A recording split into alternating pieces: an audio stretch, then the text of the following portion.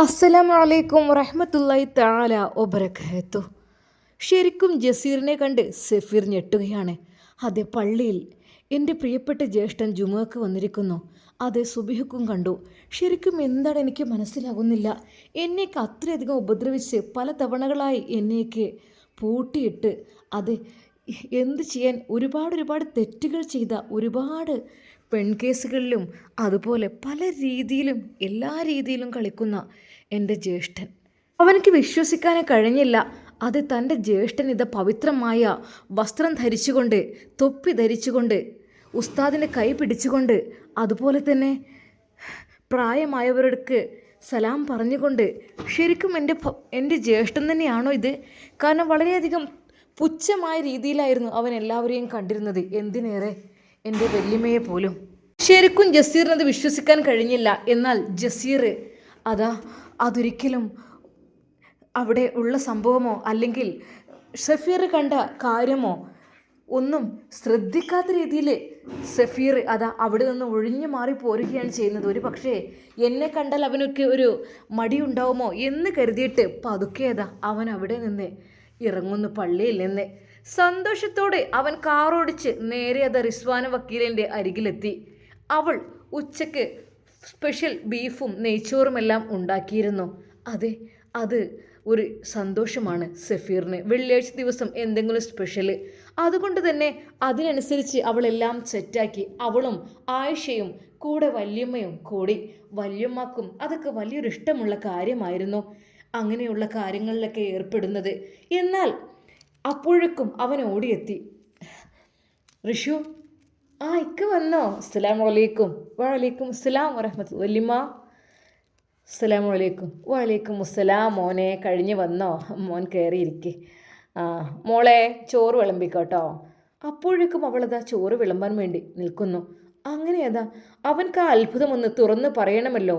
അതിപ്പോൾ വല്യമ്മയോട് പറയണോ അതോ എൻ്റെ പ്രിയപ്പെട്ട ഋഷുവിനോട് പറയണോ അറിയുന്നില്ല. റിസ്വാന വക്കീൽ ചോറെല്ലാം വിളമ്പുന്ന തിരക്കിലായിരുന്നു. എന്തായാലും ഉച്ചയ്ക്ക് ഭക്ഷണം കഴിച്ച് ബെഡ്റൂമിലെത്തിയിട്ടാക്കാം. അല്ലാതെ ഇപ്പോൾ തന്നെ ഫ്ലാഷാക്കി കഴിഞ്ഞാൽ ഒരു പക്ഷേ ഇനിയിപ്പോൾ എന്തെങ്കിലുമൊക്കെ ഒരു പ്രശ്നം ആകുമോ? അല്ലെങ്കിൽ വേണ്ട, ഇനിയിപ്പോൾ വേണ്ട, തൽക്കാലം ഒന്നും അറിയണ്ട, ഒക്കെ രഹസ്യമായി കണ്ടറിയണം. അറിഞ്ഞ ഭാവമേ നടിക്കരുത് എന്ന് സഫീറും തീരുമാനിക്കുന്നു. അങ്ങനെ അവർ ഭക്ഷണം കഴിക്കുന്നു. നല്ല നെയ്ച്ചോറും അതിലേക്ക് നല്ല ബീഫും. എന്നാൽ സഫീർ ചോദിക്കുന്നു, മാഷാ അല്ലാ, ഭക്ഷണം അടിപൊളിയായിട്ടുണ്ട്, ആരതിൻ്റെ സ്പെഷ്യലിസ്റ്റ്? എന്നാൽ റിസ്വാന വക്കീൽ പറഞ്ഞു, അത് ആയിഷയാണ്. എന്നാൽ ആയിഷ എടുത്ത പറഞ്ഞു, അല്ലട്ടോ, അത് നമ്മുടെ ഋഷിമോളാണ്, വേറെ ആരുമല്ല. ഋഷിമോളെ, നീ എന്താ ഇങ്ങനെ പറയുന്നത്? അവൾ പറഞ്ഞു, അല്ല, എന്നാലും നമ്മൾ ഒരുമിച്ചല്ലേ ഉണ്ടാക്കിയത്. അപ്പോൾ വല്യമ്മ പറഞ്ഞു, പൊന്നു മോനെ, എല്ലാവരും ഒരുമിച്ച് തന്നെ ഉണ്ടാക്കിയത്, എന്തായാലും അടിപൊളിയായിട്ടുണ്ട്, മാഷാ അല്ലാ. അങ്ങനെ അവർ സന്തോഷത്തോടെ ഭക്ഷണം കഴിച്ചു. അവസാനമായി അല്പം മധുരം, അതെ, നല്ല രീതിയിൽ ആറ്റിക്കുറുക്കി ഉണ്ടാക്കിയ ഒരു പായസവും കൊണ്ടുവന്നു. ടേസ്റ്റോടെ അവൻ അത് കഴിച്ചു. മാഷാ അല്ലാ, എത്രമാത്രം ടേസ്റ്റാണ്. അങ്ങനെ വയറു നിറച്ച് ഭക്ഷണവും പായസമൊക്കെ കഴിച്ചു. ബെഡ്റൂമിലെത്തി. അപ്പോഴേക്കും റിസ്വാന വക്കീലും എല്ലാവരും പാത്രങ്ങളും എല്ലാം എടുത്തു വെച്ചു.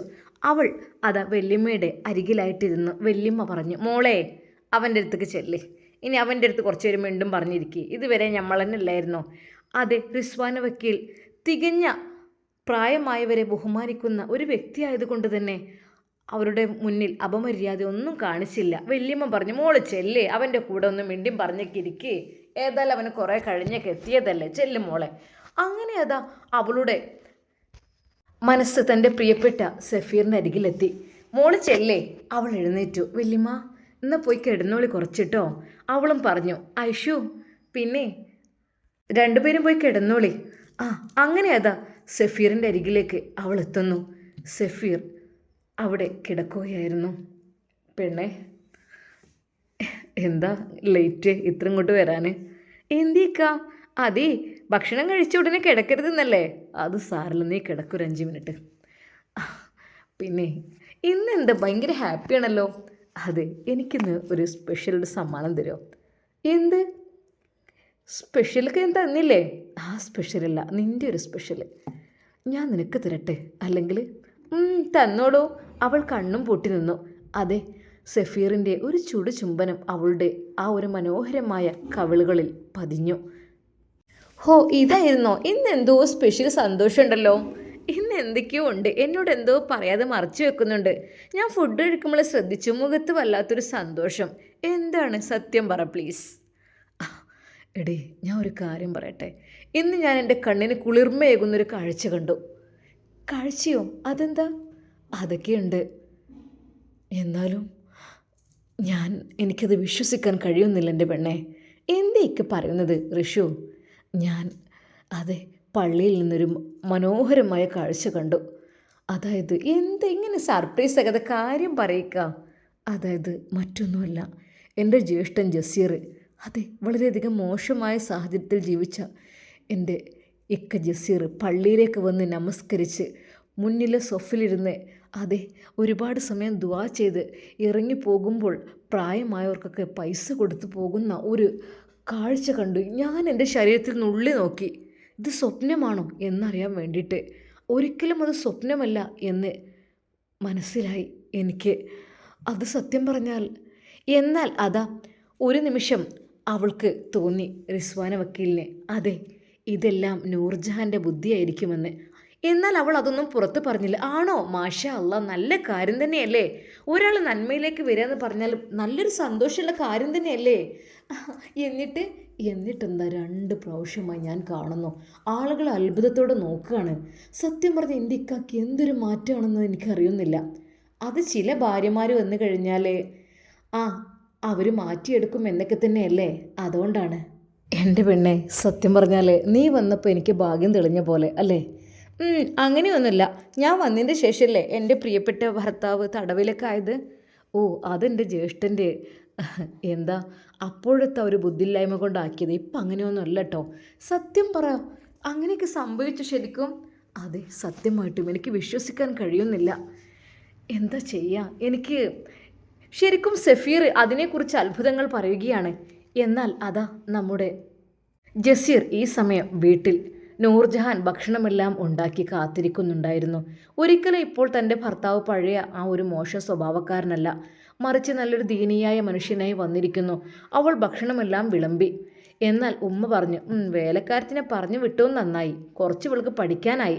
അല്ലെങ്കിൽ ഇവളെ തെണ്ടി നടക്കൽ തന്നെ ആയിരിക്കും. ഇന്ന് എന്താണെന്നാവോ ഒക്കെ ഉണ്ടാക്കിയിട്ടുണ്ട്. അല്ലെങ്കിൽ വെറുതെ പറഞ്ഞു വിട്ടത്. ഇനി വേണ്ട ഒരു വേലക്കാരികളും. എന്നാൽ അതാ ജസീർ പറയുന്നു, ഉമ്മ ഒന്നും പറയണ്ട. എന്താടാ, ഈ പള്ളിയിലൊക്കെ പോയി വലിയ സുജായി വരുന്നുണ്ടല്ലോ എന്ന് കരുതിയിട്ട് എൻ്റെ സ്വഭാവം നീ മാറ്റാൻ നോക്കണ്ട കേട്ടോ. ഓരോന്നിനും പെട്ടിട്ട് അവനിപ്പോൾ പഴയ ആളെ അല്ല. അതൊക്കെ തിരിച്ച് വന്നോളും. നീ അങ്ങനൊന്നും സോലിഹായി നടക്കുന്നില്ല, എനിക്ക് നന്നായിട്ടറിയാം. ഈ അത്ര നല്ല ആളൊന്നല്ല. എത്ര പെണ്ണുങ്ങളെ എന്തൊക്കെ ഈ കാട്ടിക്കൂട്ടിക്കണ്. അതെ, ഉമ്മ അവൻ്റെ പഴയ സ്വഭാവങ്ങളെല്ലാം എടുത്തു പറയുവാൻ തുടങ്ങി. എന്നാൽ നൂർജഹാൻ അതിലിടപെട്ടു. ഉമ്മ, ഈ ഭക്ഷണം കഴിക്കുന്നതിനിടയിൽ ഉമ്മ പഴയ കാല കുറ്റങ്ങളൊക്കെ തുറന്നു പറയാൻ പാടുണ്ടോ? മനുഷ്യരെ തെറ്റും കുറ്റങ്ങളൊക്കെ ഉണ്ടാകും. അത് പടച്ച റബ്ബിനോട് നമ്മൾ പൊറുക്കലിനെ തേടിക്കഴിഞ്ഞാൽ അതെല്ലാം അള്ളാഹു പുറത്തു തരും. അള്ളാഹു കാരുണ്യവാനും കരുണാധികമാണെന്ന് ഉമ്മാക്കറിയില്ലേ? പിന്നെ വലിയ 2 സോലിഹായ ആളുകൾ വന്നിക്കണ്. എന്താന്നില്ലേ? അതെ, ജസീറൊക്കെ ഇപ്പം അങ്ങോട്ട് മാറും. ഓനിപ്പം അങ്ങനെ ഈ കൈക്കലാക്കിയതുകൊണ്ട് അങ്ങനെ ആയി പറഞ്ഞിട്ട് കാര്യമില്ല. അതൊക്കെ ശരിയായിക്കോളും, മനസ്സിലായിക്കോ. ഉമ്മ, ഒരാൾ നന്നാക്കാൻ വിചാരിച്ചാൽ നമ്മൾ അവരെ സപ്പോർട്ട് ചെയ്യണം വേണ്ടത്, അല്ലാതെ പിന്നിലേക്ക് വലിക്കുകയല്ലേ വേണ്ടത്. എടി, ഈ എന്നെ പഠിപ്പിക്കണ്ട, ഇറങ്ങി പോവാനൊക്കെ നല്ലത്. ഈ വന്ന് കയറിയോടെ മുതൽ എൻ്റെ മോൻ ഇങ്ങനെ ആയി മാറിയിക്കണേ. ഇൻ്റെ തലയിൽ കയറല്ലേ? ഈ എന്നെ പഠിപ്പിക്കാൻ മാത്രമൊന്നും ആയിട്ടില്ല. എത്ര എൻ്റെ ആങ്ങളുടെ മോളല്ലേ? എന്താന്നില്ല, ഓളിപ്പോൾ ഞാൻ അമ്മായി എന്നുള്ളൊരു ഓർമ്മയൊന്നുമില്ല. എൻ്റെ തലയിൽ കയറണ് എന്നെ പഠിപ്പിക്കാൻ നടക്കണോള്. ഉമ്മ, ഒരിക്കലും ഞങ്ങളെ പഠിപ്പിക്കല്ല. തീർച്ചയായും നിങ്ങളൊക്കെ ഈ ഇപ്പം നന്നായിക്കണം. നേരം വെളുത്താ ഓള് തെണ്ടി നടക്കല്ല. ഈ അപ്പം നന്നായ ആള്. എന്നെ കൊണ്ട് പറയിപ്പിക്കണ്ട ഈ ഓരോന്ന്, മനസ്സിലായിക്കോ. എനിക്ക് കണ്ടുകൂടാ എൻ്റെ ആ മാഞ്ഞാളൊന്നും. എന്താ കൊഞ്ചിക്കലോള് മാപ്പിളിനെ.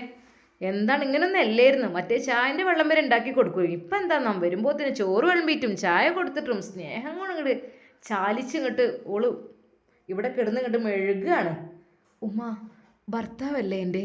അപ്പം അതിനനുസരിച്ച് ഭർത്താവ് എന്താന്നില്ലേ, എൻ്റെ പണി തന്നെയാണ് ഇപ്പം അത് ഉണ്ടാക്കിയത്.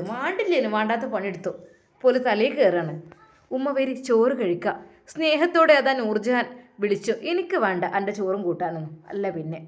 എന്നാൽ ജസീർ ഉമ്മ വരി ഭക്ഷണം കഴിക്കാം, ഭക്ഷണത്തിനോട് പിണങ്ങാൻ പാടില്ല. ഓ, പറയുന്ന ആൾ ഭക്ഷണത്തിനോട് പിണങ്ങിയിട്ടില്ല. എത്ര ചോറും കറിയും ഓൻ വലിച്ചെറിഞ്ഞിക്കണ്, പ്ലേറ്റ് അടക്ക് എറിഞ്ഞിക്കണ്, അതൊന്നും എനിക്കറിയില്ല. ഇപ്പോൾ വലിയ സോലിഹായൊരു മനുഷ്യനയക്കണ്.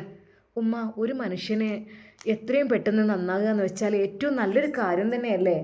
ഇന്നോട് ജി മുണ്ടട നൂർജഹാനെ, ജിൻ്റെ പാട്ടിനെന്താ വെച്ചാൽ പൊയ്ക്കോ. അല്ല പിന്നെ ഈ തറവാട് ജി ഭരിക്കാനാവും വേണ്ട.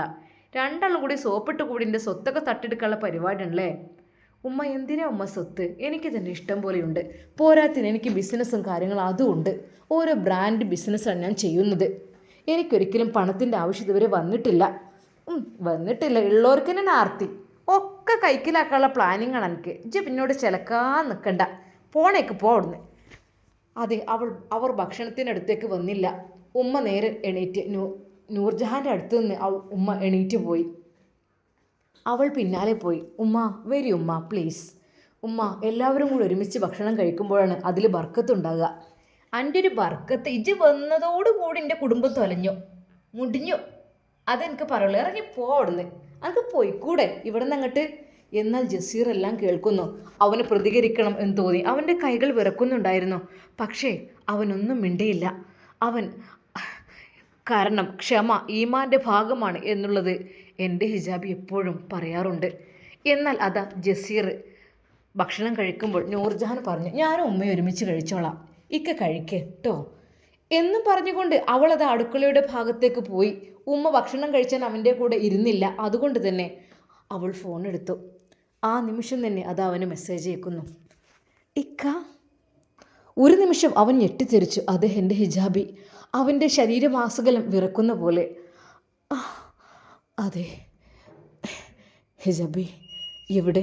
ഫുഡ് കഴിച്ചോ? ഇക്ക കഴിച്ചോ? ഞാൻ കഴിക്കാണ്. എന്ത് സ്പെഷ്യല്? സ്പെഷ്യല് ബീഫുണ്ട്, പിന്നെന്താ ചിക്കൻ ഫ്രൈയോ, പിന്നെ എന്താ ഫ്രൈഡ് റൈസാണെന്ന് തോന്നുന്നു. ഓ ഓക്കെ, വെള്ളിയാഴ്ച ആയതുകൊണ്ടായിരിക്കില്ലേ സ്പെഷ്യൽ ബീഫൊക്കെ? അതെ.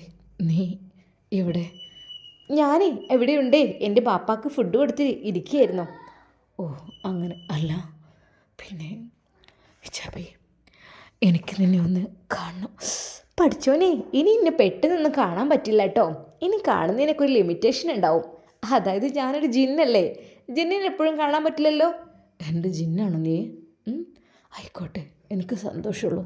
നീ ജിന്നാണെങ്കിലും എനിക്ക് വേണം. അല്ല, ഇന്ന് എന്തായിരുന്നു പള്ളിയിൽ പോയിട്ട്? എന്താ എല്ലാവരും ആളുകൾക്ക് എന്ത് ചോദിച്ചു? എല്ലാവർക്കും അത്ഭുതം. ഞാൻ ഈ ഒരു വേഷത്തിലും ഭാവത്തിലും വന്നിരിക്കുമ്പോൾ. ആർക്കെങ്കിലും സ്വതക്ക കൊടുത്തോ? ആ, പ്രായമായ ഒരാൾക്ക് ഞാൻ സ്വതക്ക കൊടുത്തു. ഓക്കെ, മാഷാ അല്ലാ. അപ്പം എൻ്റെ ഇക്ക നല്ലവനായി വരുന്നുണ്ട് കേട്ടോ. എത്രമാത്രം നന്മ ചെയ്യുന്നു അതിനനുസരിച്ച് നമ്മൾ തമ്മിലുള്ള ദൂരവും കുറയും കേട്ടോ. ആയിക്കോട്ടെ, എന്ന് ഫുഡ് കഴിക്കാൻ കുറച്ച് കഴിഞ്ഞ് വിളിക്കാം കേട്ടോ. അങ്ങനെ അതാ അവൻ ഫുഡ് കഴിച്ചു. ഒരു നിമിഷം ഉമ്മയും നൂർജഹാനും കേൾക്കുന്നുണ്ടോ എന്ന് നോക്കി. ഓ ഇല്ല, ഭാഗ്യം. എന്നാൽ അതാ അല്പസമയം കഴിഞ്ഞപ്പോൾ നൂർജഹാൻ വന്നു. ഇക്ക, ഫുഡ് കുറച്ചും കൂടി ഇടട്ടെ? വേണ്ട, മതി. വേറൊന്ന്. ഉമ്മയുടെ ഉമ്മയും നീയും കഴിച്ചോ? ഞങ്ങൾ കഴിച്ചോളാം. അതിനിടയിൽ അതാ ഉമ്മയെ നൂർജഹാൻ വിളിക്കുന്നു. ഉമ്മ. എന്തുമ്മ പ്ലീസ്, നിങ്ങൾ എന്തുമ്മ, എൻ്റെ പൊന്നുമ്മയല്ലേ. എൻ്റെ ഉമ്മയോട് വരെ ഞാൻ ഇങ്ങനെ പറഞ്ഞിട്ടില്ല.